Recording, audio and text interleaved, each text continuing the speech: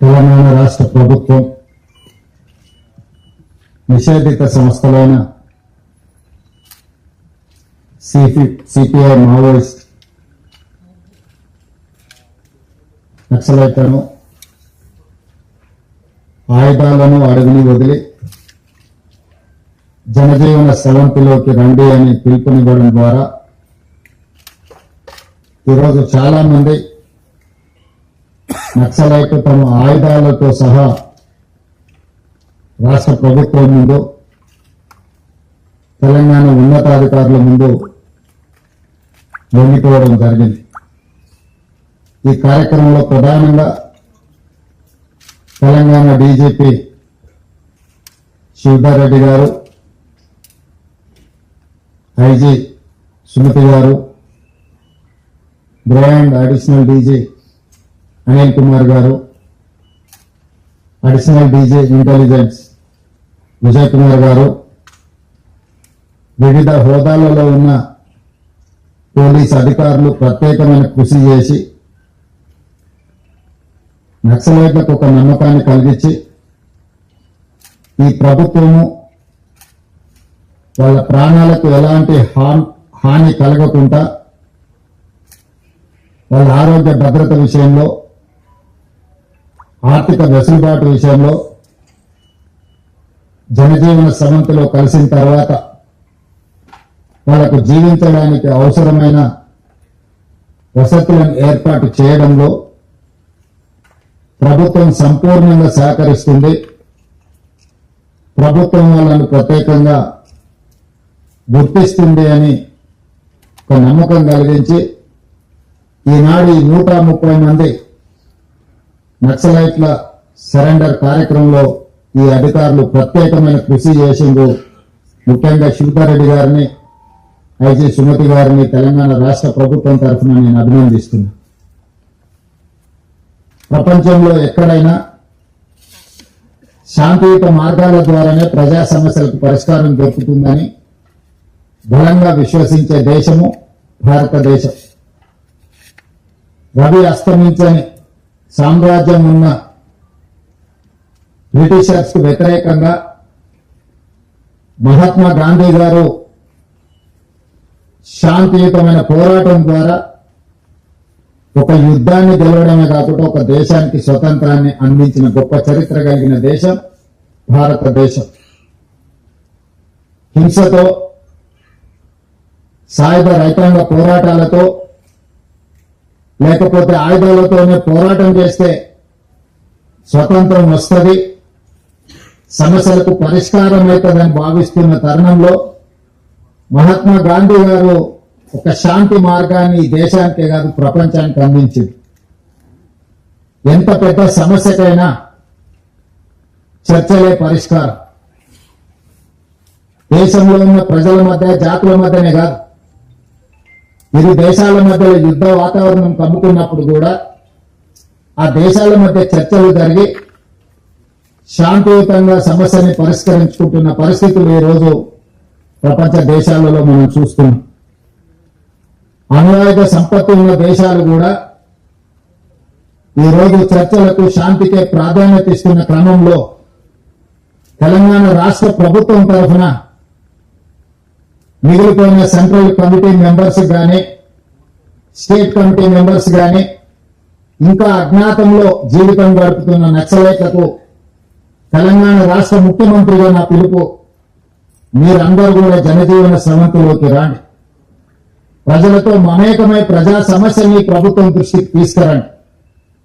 ఈ ప్రభుత్వం ఉన్నదే ప్రజా సమస్యల్ని పరిష్కరించడానికి, వివిధ సంఘాలు, సంస్థలతో చర్చించడానికి, సంఘాలకు, సంస్థలకు గుర్తింపునివ్వడమే కాకుండా వాళ్ళు చూపించిన సమస్యల్ని, వాళ్ళు లేవనెత్తిన అంశాలని సానుకూలంగా పరిష్కరించడానికి తెలంగాణ రాష్ట్ర ప్రభుత్వం సిద్ధంగా ఉన్నది.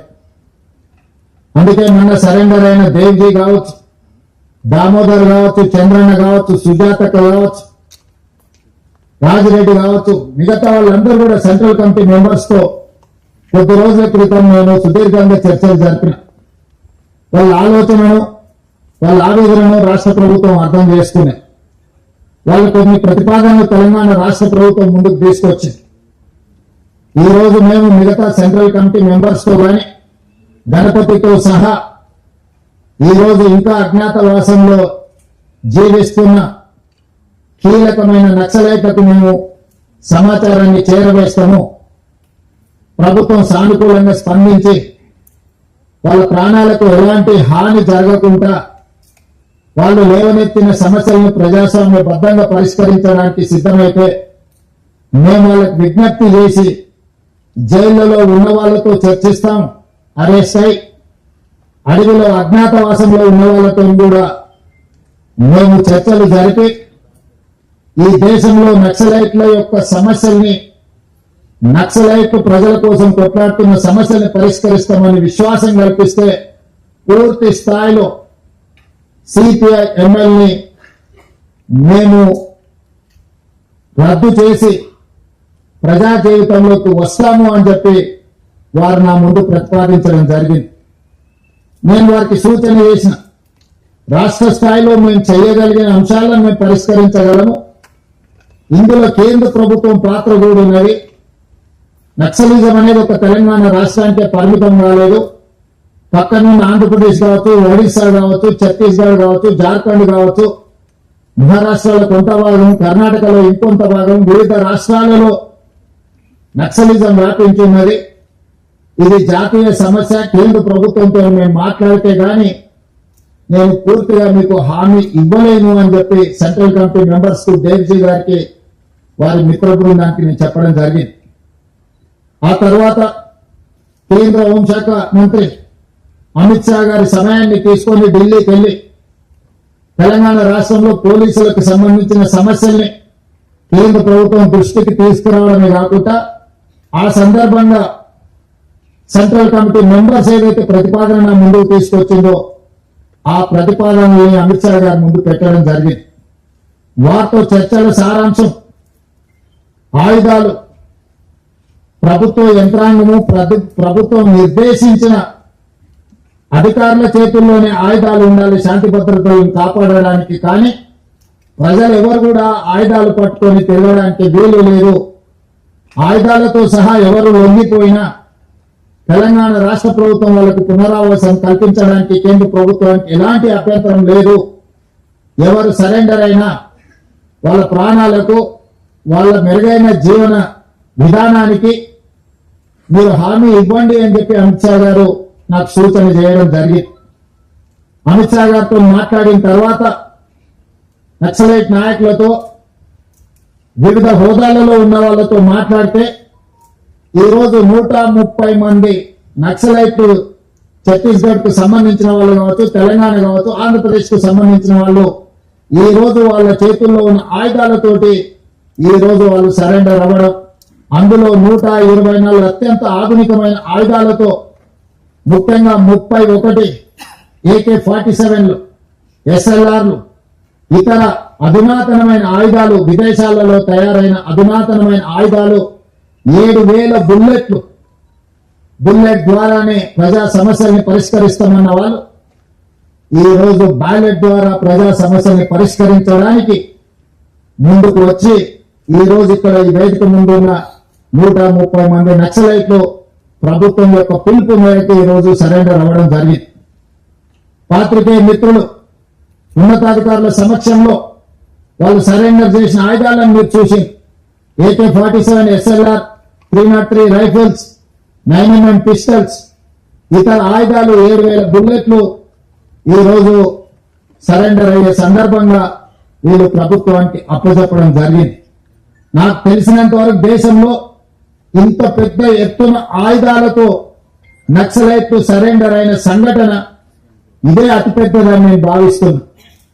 మా ప్రభుత్వం 2024 తర్వాత 721 మంది నక్సలైట్లను, దాదాపుగా 250కి పైగా ఆయుధాలను నక్సలైట్లు సరెండర్ అయినప్పుడు ప్రభుత్వానికి అప్పగించడం జరిగింది.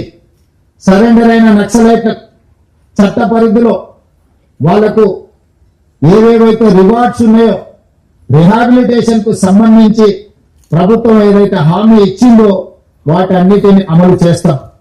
అదేవిధంగా దేవ్జీ దామోదర్ చంద్రన్న మాట్లాడినప్పుడు మీరు ప్రకటించిన రివార్డు తక్కువ ఉన్నది, మేము జీవితంలో కనీస అవసరాల కోసమైనా మేము జీవితం సాగించాలంటే కొంత అవార్డును పెంచండి, అదేవిధంగా నివసించడానికి ఇల్లు లాంటి వసతులను ఏర్పాటు చేయండి, ఎక్కడైనా అవకాశం ఉంటే వ్యవసాయం చేసుకోవడానికి కొంత భూమిని ఇవ్వండి, అదేవిధంగా సుదీర్ఘకాలం అడవులలో అజ్ఞాతవాసంలో పనిచేయడం వల్ల మా ఆరోగ్యం బాగా క్షీణించింది, మాకు వైద్య సహాయాన్ని కూడా అందించమని వారు మాకు విజ్ఞప్తి చేయడం జరిగింది.